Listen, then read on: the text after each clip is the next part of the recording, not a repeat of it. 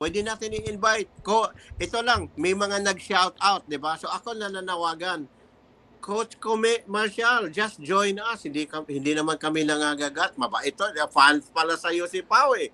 Saka ako. Mabait talaga yan, mabait talaga yan, mabait. Yeah, mabait. Like I said, he's a good guy but a lousy commissioner. Yun lang masabi ko. Okay. Alright. Siguro, nasa ano na tayo? Sabi ko sa'yo, 1 hour and 30 minutes. Nangako ka sa akin bago natin ito Hoy. i-end. And I will give you the last say. Sabi mo may scoop ka na exclusive. Yes, parang aalis na yata si 30 Ravena sa team niya sa Dubai. Pero hindi ko pa na-confirm yan. Tomorrow, basa kayo ng spin.ph. Nandoon lahat ng mga detalye. Pero nangako kasi ako kay Pao eh. So nauna tayo dito.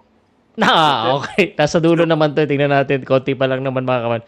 Anyway, Sir Omar, I really enjoy the moment na simula pa lang, parang mas nag-enjoy ko yung after 1 hour. So, medyo fiery and I've learned a lot from you.